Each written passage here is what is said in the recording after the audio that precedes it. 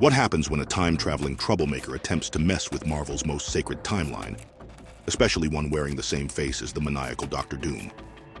That's exactly where our story begins, as we find ourselves on Monster Island. Here, the OG Fantastic Four, along with She-Thing and a team called the New Fantastic Four, made up of Spider-Man, Hulk, Wolverine, and Ghost Rider, come face-to-face with the Mole Man. Right now, our heroes have been roped into a simmering confrontation between the Subterranean ruler and a squad of Skrull agents.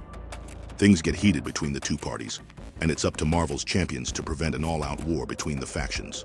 Whoa, slow down. What's with the action movie cliches all of a sudden? I thought everyone agreed to leave peacefully. Don't be an idiot, Spider-Man. I didn't want open warfare in my underground kingdom. But now that we're on the surface, these aliens must answer for seizing control of my subjects, trespassing on my domain, attempting to destroy it with their infernal bomb. If I let them go, who's to say they won't do it again? I do. You have my word. I promise. I don't agree with their methods, but these Skrulls are their world's police. They came here to stop a terrorist. That woman, Delilah, she's a rebel bent on assassinating the Skrull Emperor. She came here to steal a weapon of mass destruction, and she did it by impersonating me.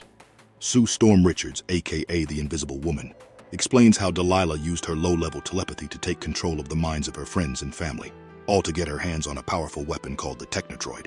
Regardless, her plans were thwarted, and here we are now. Sue convinces Mole Man to stand down. As she puts it, So you get to keep the Technotroid. The Skrulls get their prisoner, who's in a trance suffering the torments of Ghost Rider's penance stare. And I get to go home, break out a pint of Haagen-Dazs, and hope chocolate can burn the sight of my husband kissing that Skrull witch out of my brain. Can we all agree that's fair? Or do you really want them running wild in your house? Sue's diplomatic prowess is enough to make the Mole Man accept the terms and retreat to his underground realm. Afterwards, the Skrull agents board their ship with their prisoner, the rebel Delilah, in tow. But just as the Skrull ship is about to take off, the same green-hooded menace bearing Dr. Doom's garb appears before Delilah, and he has come here offering her a chance at so-called redemption. Sorcery brought you to this sorry state, woman. Let sorcery set you free. Freed from her restraints, Delilah sets off to do her dirty work, something that the spirit of vengeance immediately senses just outside the Skrull spacecraft. Innocent blood has been spilled. What? Where? Are you talking like the mainland or? These souls cry for vengeance nearby. There. Stay here. This could get ugly. No. Beautiful. Look at me. Am I not your heart's desire? Don't you want to do everything I say? Don't you burn with the lust to kill each other? Sue knocks out Delilah with a blast from her force bubble. She checks to see that the Skrull rebel was not able to sink her telepathic claws into Spider-Man, She-Thing, and Ghost Rider. As for the rest of their friends, it's a different story. I hate men. Kill you! Taken by surprise, the only thing our heroes can do is go on the defensive. Sue asks Ghost Rider if he can use his penance stare to allow their allies to shake off Delilah's spell. But the Spirit of Vengeance has some bad news. That Delilah's once low-level telepathy has been somehow augmented. So, Sue calls on the wall crawler, and together they hatch a scheme to release their friends from the Skrull rebels' control. You just gave me an idea. Alien Hoochie Mama mind-zapped me earlier. I know what it feels like. She uses our love to manipulate us. Kill you! So I'm gonna steal her gimmick. Drop your force field. Now! A quick maneuver to dodge Logan's claws later, and Spider-Man finds himself right beside She-Thing to spring his plan. I apologize to you and a certain redhead back home. For what? Spider-Man, what on earth are you— Peter thinks his gambit was a big old failure at first. That is, until She-Thing's boyfriend, Ben Grimm himself, stops acting like a rabid drone and begins confronting the web-slinger for that smooch he landed on his girl. Great, it didn't work. Oh, I don't know about that. You backstabbing two-timing girl, snatching gigolo. I'll moiterize you. I'll clean the gutters of Yancey Street with your face. Ben, I'm sorry. You can moiterize me later. But if you're yourself again, we need your help. Given that Ben Grimm is a trooper at heart, he brushes off his budding beef with Spider-Man, and the two work together to subdue the Hulk for the time being.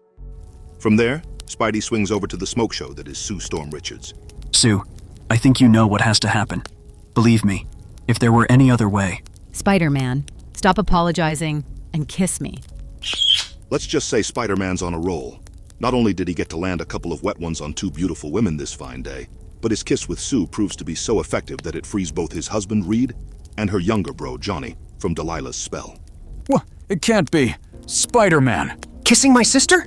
No! My eyes are shut, but I can't stop seeing it. It's burned into my brain. Thankfully, Reed knows better than to simply accuse his wife of infidelity. Calm down, Johnny. They were clearly doing it to shock us into our right minds. Still, they have a couple more huge problems ahead of them. Wolverine and the Hulk. The Hulk's bad enough, but if we can't stop Wolverine soon, he's liable to kill someone. To this end, Ghost Rider comes up with a gambit of his own. Instead of breaking Delilah's spell with a bit of romantic jealousy, the spirit of vengeance chooses to shock Logan back into consciousness with his penance stare. I will be merciful. He shall feel the agony he caused on just one day, during World War I. Yeah! It works, and the clawed Canuck snaps out of the Skrull's telepathic control. However, they still have a Hulk to contend with.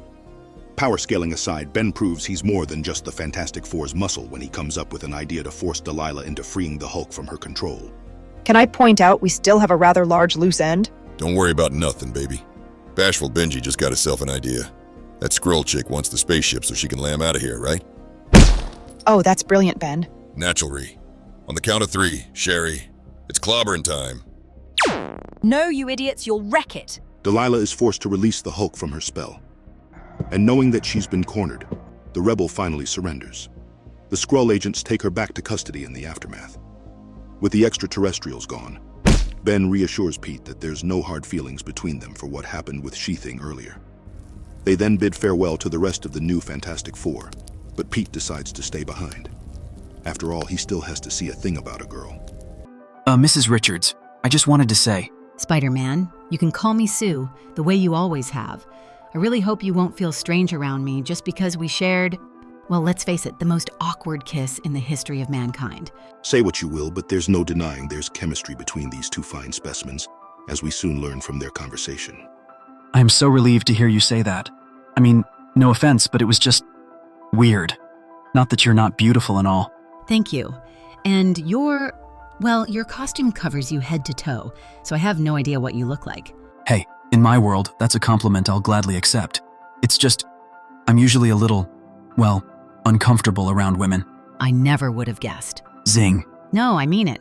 You've always been perfectly at ease with me. That's just it. Ever since I met you, you've been with Reed, so I never thought of you that way, you know? I mean, I know I hit on you that one time, but it was really only to annoy your brother. And don't think for a second that Spidey's the only one taking some wild swings here. I know exactly what you mean. Really? I've always appreciated the way you approach me as an equal, not just equal to you, but to the rest of the Fantastic Four. Well, duh. You're the most powerful member of the team. Maybe. But the boys, to them, I'm wife, sister, mother, I'm family, and I wouldn't have it any other way. I love that they want to protect me and keep me safe. But I also like that I have something different with you. Of course, you can always trust the web-slinger to end what might be the beginning of a Parker Storm Richards love triangle with a well-placed zinger. Can I still hit on you sometimes to irritate the Torch? Sure. All is well with Spider-Man and Marvel's first family. However, unknown to our heroes, the same villain who freed Delilah continues to stir things up in the shadows, away from anyone's prying eyes, in a room far removed from conventional space and time. That's all for now, guys. We hope you loved watching this video. Drop a comment below and let us know what you thought about it. Please don't forget to hit that like, share, and subscribe with all your notifications on for more. If you like the Fantastic Four, then you'll love the next video, so go ahead and check that out as well. We'll see you soon. Take care.